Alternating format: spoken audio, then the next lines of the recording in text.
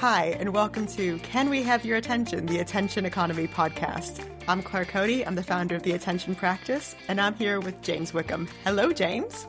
Hello, Claire. You did that very well. I was very impressed. Thank you.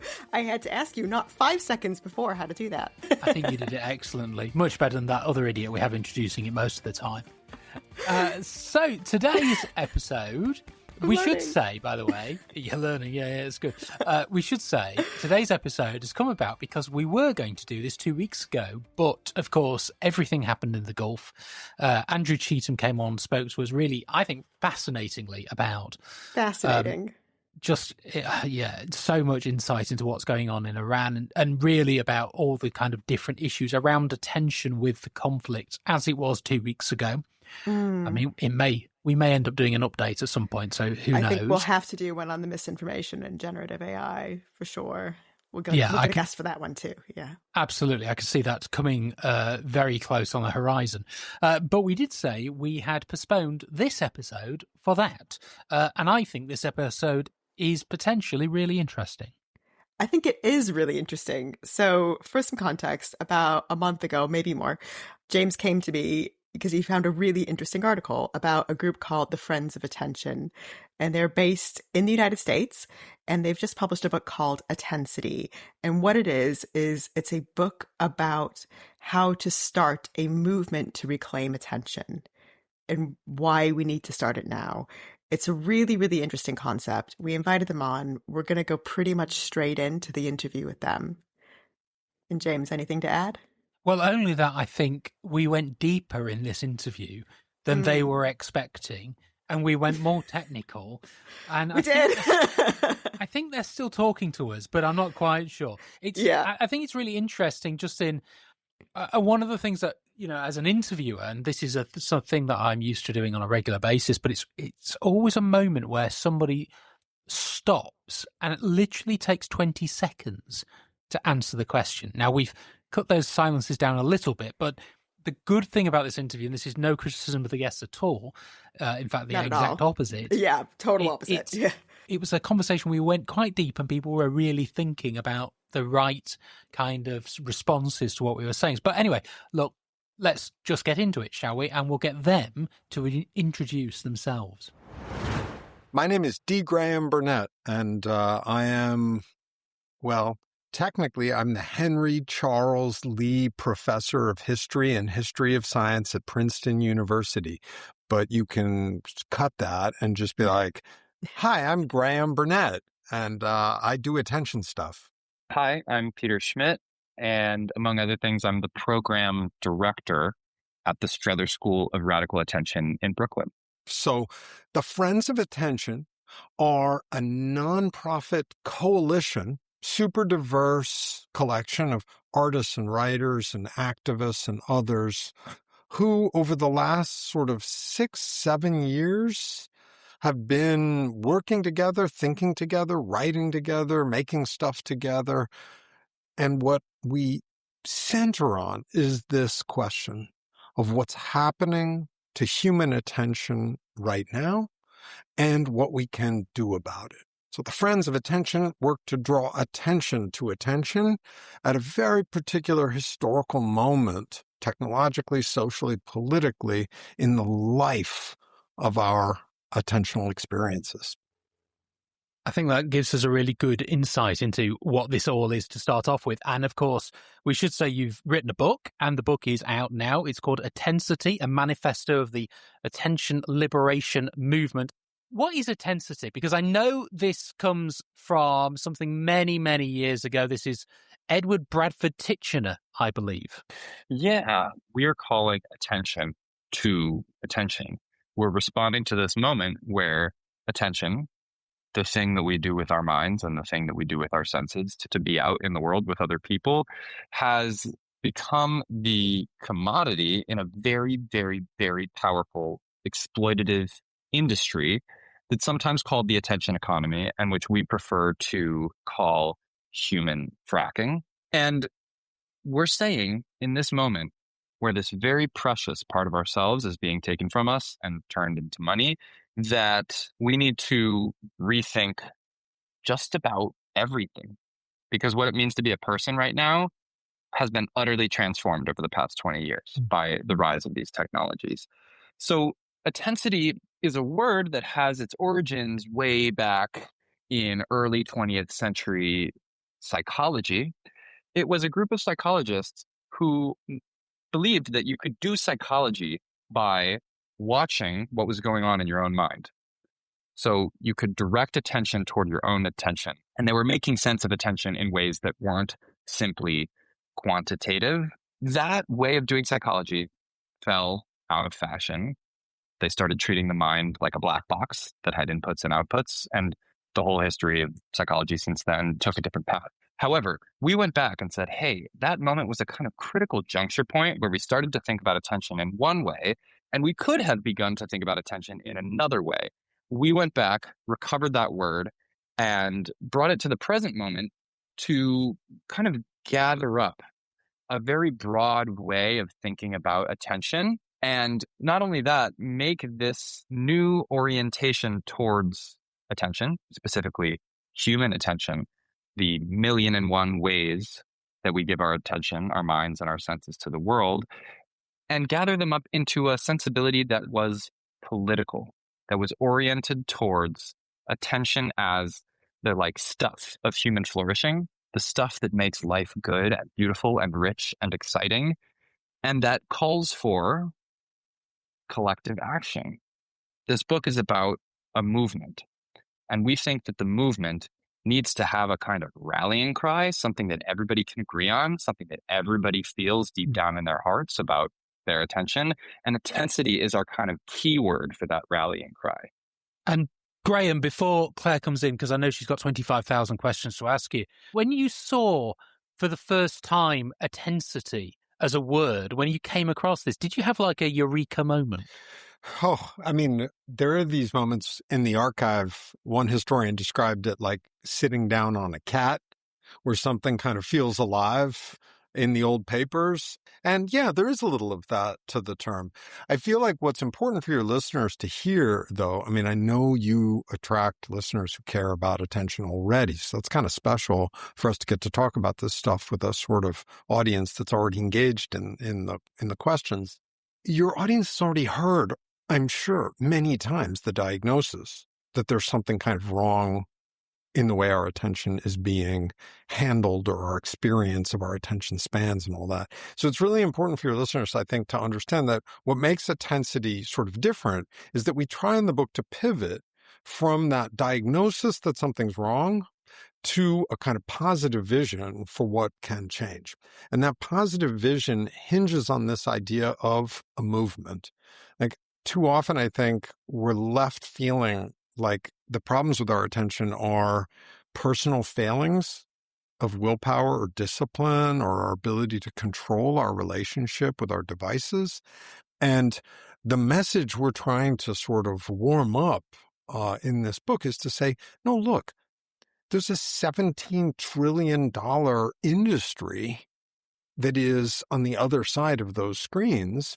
This isn't like your personal failing. This is like actually enemy action, where a radically new business model is grounded in extracting from you this monetizable resource. And the only way we can protect ourselves is if we come together. That's why it's important to go to your friends. We want people to remember the stuff that they do that makes them feel closer to the world and to other people, and to double down on that, nurture that in community with others. So we already see in certain ways this kind of thing happening. It's very important to say, like, we build on the work of lots of others, but if it's your coffee shop that doesn't let you have laptops, for half the day, that's already a certain kind of attention sanctuary, or classrooms that are increasingly protected spaces from devices. All this is the beginning of our coming together and sort of making commitments that we're going to protect and care for our attention. I think when we think about it being a terrible thing, no one's clearly really articulated what precisely that terrible thing is on a personal level, a community level, and then maybe a national or even global level. And then what does the positive vision look like? How is it different on a personal level, a community level, and a national level? Have you thought about that? And how would you articulate that? maybe I'll take the negative and Graham can take the positive. A lot of diagnoses out there. We have our way of talking about this problem that we think does a pretty good job of capturing just how nasty and invasive this business model is. We use the metaphor of human fracking. So that's playing with the idea of hydraulic fracking, the method of getting petroleum out of the earth by pumping a bunch of high volume, high pressure detergent deep down into the earth. A structurally identical process is happening, except it's happening with our minds and our senses and our consciousness. These companies are pumping high volumes of extremely stimulating stuff, content, out of our screens, into our eyes, into our brains, where the relentless pressure of all this content is breaking up our attention into smaller and smaller durations. It's fracturing it. And then through technologies that in some senses came out of the casino industry, this fragmented attention can be held by our devices. And that extra millisecond, second, hour of our time can be sold to advertisers. So what these companies are trying to do is maximize time on device, because the amount of time that we spend on our device is the amount of time that they can be selling our data to people who want to sell stuff to us. So that's human fracking. And the reason this metaphor serves us is because hydraulic fracking, as we know, is very bad for the physical environment. Similarly, human fracking is really bad for the psychic environment. It's bad for the human being. It fills our head with bad stuff, with violence and pornography and titillation and outrage. And it's associated with a kind of instability in our sense of selves. Now, I don't know that any social scientist would sign off perfectly on the analogy that we are like experiencing inner earthquakes. But we don't need a social scientist to tell us that. I think everybody who has lived over the past 10 years has felt that sort of strange shifting uncertainty of what it's like to be a human right now. Yeah. I mean, maybe I'll just ask you, do you want me to wait until things quiet, or can you filter that out? No. Okay. I think this is a really good example of like how your attention, it can be diverted, right? Like this is exactly it, because it's not just about, as you put it, this almost casino-like industry. It's actually everything in your life demands attention, and there is a ceiling on what the human body can do and achieve with it, right? There's a limited amount of energy that can go to the brain, and there's lots of things demanding that resource, right? It's not just your screens. It's the way your working life is like. It's chaos or instability or uncertainty in the world around you. And it's your home life, right? Like if you have a big family living under the same roof, or even a newborn baby and two parents, like that's a huge constraint on your attention. And that's not even factoring in what lower sleep levels do, or poor diets, or pollution, because the quality of your attention depends on the quality of energy going through your body. Sorry, there's a big diversion, but I thought that was a perfect example of exactly the kind of demands on our attention that are not just to do with, screens and devices and media itself. Totally. I should ask Graham, just how old is said baby at this point? About 12 weeks. I mean, that's young. Yeah. So, thank you for doing this. We're having a great time. So I want to pick back up on the two parts of Claire's question. There are lots of empirical, epidemiological, kind of data-intensive accounts of how we're doing. We have a kind of global pandemic of loneliness. The former U.S. Surgeon General's written very powerfully about that. I was just at a UN and Dartmouth conference with all the living Surgeons General about the youth mental health crisis globally. So I want to be really clear that there are lots of statistics that can be marshaled around psychological and emotional well-being. There are also a lot of statistics that can be marshaled concerning social and civic disaggregation, divisiveness, siloing within our experiences of our political communities and civil society. as it happens in the book, to be honest, we don't spend a ton of time sort of trying to prove that kind of phones cause this versus that. There's quite a lot of that stuff out there if people want to get into it. But we're actually interested in the book in a much more kind of qualitative account. And we also are wary of the history of fudging complex change with a lot of like, on the one hand, on the other scientific debate. Like think of the tobacco debates, right? For 50 years, people argued about exactly what cigarettes were kind of causing, you know what I mean? And there has been some of that in relation to, for instance, a book like Jonathan Haidt's The Anxious Generation, people saying no, no, no, and arguing it's correlation, not causality. We're just not in that debate. And so readers need to feel that this is a book that reaches out and says, hey, are we living the way we want to be living? If you are, then this is not the book for you. If you're feeling that something's not quite right in the way, like a gathering with your friends ends up with a lot of people drifting off, or like, look, if you felt bad when you were talking to someone and they had to quick check their phone, and then that really kind of made you feel not heard, this is a book that's about like that aspect of what it feels like to be here now. Just as that baby crying a moment ago here kind of reminds us of the different kinds of calls on our attention, one of the kind of main moves that our book tries to make is say, look, we spend too much time thinking now about our attention in too narrow a way. The attention economy runs on a quite narrow kind of attention, tracking and triggering, cybernetic, meaning in relation to our devices, and quantified, measured durationally, like attention span. Indeed, the entire modern social, scientific, and psychological discourse treats attention like a limited resource of cognitive capacity. And while there's certainly a kind of analysis that can be offered that way, we feel even that attention as resource discourse comes out of a very particular history of the 20th century laboratory study of human beings in front of machines. We want to rewild people's experience of their attention. If we think about our attention only in the terms presented to us by these devices, we've already lost, because these devices only care about our attention to the extent that it can be hooked, grabbed, and kept with our eyes on the screen.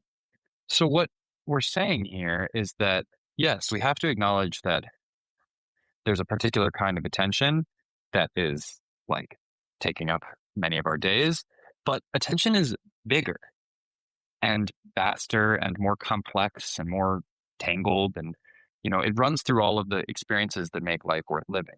And if we are going to seriously organize around the protection of our attention, and that is our big claim, we need to organize. We can't treat this as an individual problem. We need to get together. Then we had better have a shared understanding of attention that's worth protecting. What we need to do is understand that this thing that's being taken from us and this thing that's being kind of crammed into a very small box that Graham characterized as like cybernetic attention, quantitative attention, track and trigger attention, that this thing is actually much more beautiful and wild, and it has everything to do with what it means to be a human. If people can remember how it feels to be like fully in the world with another person, like, in a jam band or at some deeply connected moment with your kid, and understand that that experience is attention, that's what we're talking about when we talk about attention, then the whole like frame of the conversation about our relationship to our technology widens. We can see things in much bigger way, much clearer way. And then we can begin to say, wait a second, this is like so important. This is what life is all about. And that is the scale of insight that can bring lots of people together and create the conditions for actual like cultural and political change. I wonder, though, as academics and obviously incredibly intelligent people, you must understand that part of the issue here is that in order to have bases of research, we need to commodify things. I mean, that's the basics of how we can work out whether something's working well or not. So how do you kind of, before we go into the kind of whole conversation around how you fix this, how do you base your whole theories if you're at the point where you can't really use commodified numbers? Yeah, I mean, this is a very deep question. We're a very deep podcast, right? So deep. We talked about the NFL for 2 hours in a week. Oh my God. Peter knows this. I'm actually watching the whole season again, rearranged narratively by team. So I have NFL Prime, and therefore I've had difficulty with the end of the season. So now I've gone back and I'm just watching all the Seattle Seahawks games from start to finish. And then I'm watching all of the Patriot games from start to finish, all the 49ers games, so that I can feel narratively We only have 22 minutes left of this conversation, so I don't want to stay on this for too long, but have you actually watched all of the Cleveland Browns games this season, and how did that make you feel? I haven't yet, but there's a lot of months lying out ahead of me and a lot of dishes to do while my partner is nursing the baby. So you good luck. Sort of imagine. That's all I'm going to say. James is a Browns fan of all things. Yeah. Okay, let me see if I can do justice, James, to your very kind of reasonable question. James is like, look, counting and measuring things is super important, and it's part of how we keep track of what's going on. So, Graham, I'm not quite sure where you're going with this whole just feel it, baby, kind of discourse. You saw the cynical journalist in me. Carry on. Look, I don't had this. I used to be at The Economist. I was right there, 25 St. James back in the day. So I'm feeling you with this question. I think we're doing fine on the counting and measuring project. I think we're doing fine on the modeling project and the forms of extrapolation. So just speaking from my perspective, I actually deeply mistrust the speed with which the entire discourse I confront wants to give me my experience back in measured, weighed, quantitative terms. Now, in saying that, I don't mean in any way to be let's just throw out all of modern science and the forms of analytic rationality that come along with it. I do mean to say that those forms are currently shockingly overrepresented in our collective conversations and experience, and that in ways that fascinate me as a historian of science, the project of counting and measuring that has made science so amazing and has permitted our technology to attain to such remarkable sophistication has actually made it extremely hard to stay with what it's like to be a person and to remain rooted, grounded, and defensive of the irreducible, phenomenological, inhabited specificity of our being. So if your listeners are out there be that guy's huffing his own farts, what a wanker. I'm sorry. Hear me out here, team. It's really different to have the experience of you fed back to you by some boffin who measured it and weighed it and counted it. It's just different than what it's like to be you. And if all this sounds, again, highly abstract, I assure you it really isn't. It's precisely the relentless dynamism of the marriage between quantitative rationality and the market that has so radically, am I allowed to curse on your show? Yes, carry on. Yes. Us. Just violated us and is currently brutalizing and harming us. And I say that, and I'm not even a Marxist. Can I add to that? Yeah, you add to it, Peter. I think that's a great point. And just to stay on this quantitative question. If you're depressed and you start to realize, hey, life does not feel good right now, you are not going to wait for a social scientist to measure how many hours per day you experience 6+ on a scale of hopelessness to understand that you're depressed. Or if you, let's talk about sort of polarization. You're not going to wait for a social scientist to tell you what indices of political polarization and social disaggregation the country is experiencing to understand that your Christmas dinner feels a little weird when your uncle comes in and all of a sudden, like, it feels very scary to be together with your family at the end of the year. Those techniques for describing what's going on in the world are very, very helpful. And there's a big category of things where doing your homework means finding those measurements and making sure that all the numbers are correct. However, there's plenty that we can go on that isn't the measurements that can tell us how life feels and whether or not it should feel that way.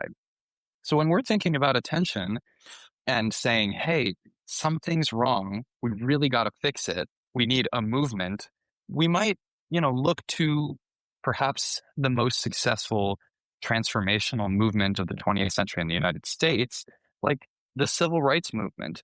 Those students staging sit-ins were not like collecting statistics on how many restaurants they were being shut out of, or even necessarily the rates of violence against Black Americans.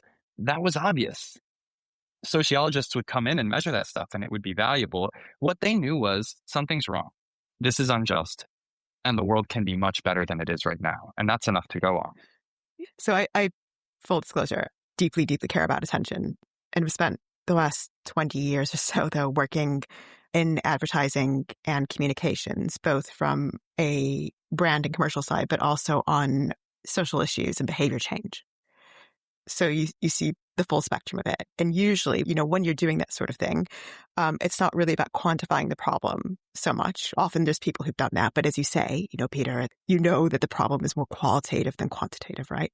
But you still have to think about what the outcome is and think about how you're going to measure that. And trust me, I've tried to get away so often with just saying, like, you will feel it. We know it's there. But even thinking about the civil rights movement, there were things that they were still after, right? Often it was just respecting federal law or implementing state law. It wasn't a vague movement in that sense. And I don't think this is either, but I think it's helpful for our listeners to understand what are some of the concrete changes that this movement should be pushing for. What does that look like in everyday life? I'll throw it to Peter in 1 second. I'll say, look, what we're calling for here, to be very clear, is a kind of activism, not unlike the environmental activism of the 1960s. This is attention activism. It's very simple. We think in 10 or 15 years, people will look back at this moment and be like, whoa, you people weren't getting together to take care of and protect and nurture good forms of attention. Those are constitutive of the goodness of life. How did it take you all so long to realize that you had to do that? And when we say attention activism, that's what we mean. We've got to start coming together on that. And we've got a few very concrete ways of saying in what attention activism consists. And for a bit of that, I'll give you Peter. Yeah, attention activism. This is what we're all about. We, the Friends of Attention, and the folks at the school in Brooklyn, think of it as having kind of 3 categories of activity. And these are pretty clear. If you go on our website, schoolofattention.org, we even have a little toolkit with steps so you could follow them, 1, 2, 3. What does it consist of? First up, study. Both studying attention, asking ourselves what it is, how it has showed up in different cultures, and also just study, like giving your mind to whatever it may be. It can be a traditional kind of academic object like books, like scientific evidence. It can be studying your neighborhood, studying the weather, but like close attention to the world, study. We think the traditions encompassed by that word give us a lot of tools right now. So study is one really big zone. Second is organizing. We got to get our people together. New technologies create new forms of exploitation. We know this. We saw how in the Industrial Revolution, these big, shiny new machines could take people's labor away from them and leave them pretty beat up and turn it into money for somebody else's gain. So those people got together and they said, wait a second, if we organize, we can protect ourselves from this new form of exploitation. We think that we're in a parallel moment now. These new, very interesting machines can take away a crucial part of us and sell it off at our expense. We need to organize. We need to get together and create communities of solidarity. Now, communities of solidarity, that's like $1 million phrase. What are we talking? Book clubs, dinner parties, groups of friends, walking groups, the people that you hang out with when you're at the dog park, people who are together enjoying life and understanding that the thing that makes life worth good is their ability to give their attention to each other. We need everybody everywhere to have a kind of shared in-group understanding that attention is really important. I mean, Peter, it seems to me that you're talking about just a return to humanity, really, a return to talking to each other. Maybe that's it. Yeah. Yeah. It's almost like an antidote to loneliness. Totally. It's exactly that. And, Bob Putnam, the guy who famously chronicled the rise of loneliness across the 20th century, he's a friend of attention. He thinks a lot about human fracking with us. The final category, building sanctuary spaces. We need places where we can go to be protected from this exploitation, where we can go and try different kinds of attention, share how we feel, imagine what the world could be like, and get there, actually figure out the culture and the ways of being together that can get us to that moment. So these are 3 areas that we think kind of till the soil for a transformational political consciousness around attention, study, organizing, and sanctuary. I think it's absolutely fascinating. And we've spoken a lot about third spaces in the course of the podcast we've done so far, and about the fact that there aren't as many of them as there used to be.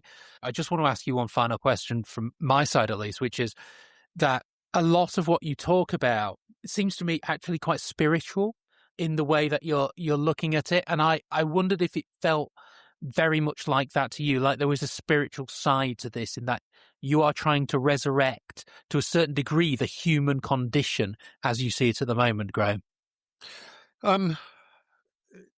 Yes. Although in a way, this almost picks back up on the conversation about quantification, right? Humanism itself, just to be interested in humans, their quote-unquote humanity, is arguably a quote-unquote spiritual project. And that's largely because the language of humanism was just historically a kind of secularizing metaphysical spangle of a bunch of theological ways of talking about humans as having souls and that kind of stuff. So the good, robust, secular, rational, Enlightenment type characters who began to talk in terms of the human without talking about gods and souls and all that were nevertheless trying to figure out how to know what it was that made us these kinds of special things that, to which we had distinct moral responsibilities and obligations and so forth. So yes, I mean, indeed, Tim Wu, who's certainly good at counting and measuring things, distinguished law professor and author of a wonderful book on attention, The Attention Merchants, and sympathetic to our own work, he blurbs the book and stuff. He actually says in The Attention Merchants that in some sense what is needed is a human reclamation project. And you could almost argue that the work of the Friends is just a kind of hyperlink press on that, and it opens up.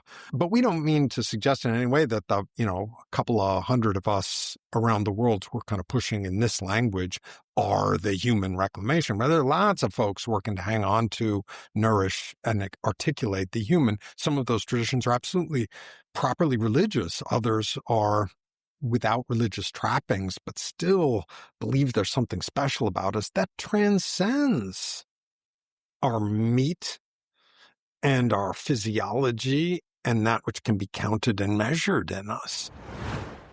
That was Graham Burnett, Professor Graham Burnett. And before that, from him, you heard Peter Schmidt as well. Lovely to have them along. And Claire, I think that was the most involved, fascinating, but just deep conversation I think we've had on this podcast yet. And I have to be honest with you, when I listened to it again for a second time, it made more sense to me.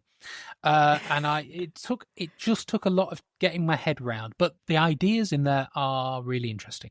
Really, really, really fascinating. I think that was definitely the deepest one we've had, probably because it touches on the essence of what attention is, which is, to their point, is more of a philosophical concept than an actual, biological instinct. It has biological elements. It has, biophysical roots. But the idea of it is philosophical. It's conceptual. And so I think that's, hence the conceptual nature of that conversation. Yeah. And yet, let's be honest, I think we both think there are fairly big holes in, if not what they're suggesting, but just the kind of, the difficulties in actually putting a result on any of this kind of stuff. Yeah, I think possibly because they haven't really articulated what the exact changes they want to see. It's very nebulous, because a lot of it is just about it's about the sense that something's really wrong, so it needs to fix the wrong feeling. But hence why we were, and I think me in particular, we're pressing for, okay, if you have a positive vision, what is that positive vision? Because if you're going to have a movement, that movement has to be for something, right? And reclaiming is still kind of a negative, because it suggests there's an absence of something, or it suggests that something's wrong. It's not giving the positive vision of the future. They're completely valid in saying that our society and the way that we think about movements and structures is too bound up in metrics and over measurement, right? Which actually does harm sometimes the programs we're setting out to achieve, because measuring makes you myopically focused on one or two things and you miss the bigger picture. But that still doesn't preclude you from saying, actually, overall, what is it that we're trying to achieve, right? So if I think about, the big topic this week, I think, is the Manosphere, Louis Theroux's documentary on Netflix about the Manosphere, what's happening to young men, the kind of influencers who are caught up, who are actually making money from the attention economy and are attracting these young men. If we think about what people are pushing against, there will be some people who will be pushing against what they view as the more misogynistic elements of this. There will be some people who will be pushing against the idea that there's a lack of opportunities, or there's a gap between, exactly what Catherine Albertson talked to us about before the new year, right? That gap between, school and university, or school and work, and nothing filling that, right? There's no sense of social purpose there. But that's something that people can start pinpointing. I think here it might be too nebulous. But I think as they're starting to talk as well about there being a movement, this movement for attention, it might be movements for attention, because a lot of what they're proposing are almost like a battle plan for how you prepare a movement, right? What was it? It was, I've got it in my notes here. It's study, organize, finding sanctuary. Those are the common elements of movement. So what they're offering is a blueprint of a movement for people who are interested in the different aspects of fighting back against the forces that, as they put it, are fracking your attention or stealing your attention. I don't think we can be accused of dumbing down this topic, can we?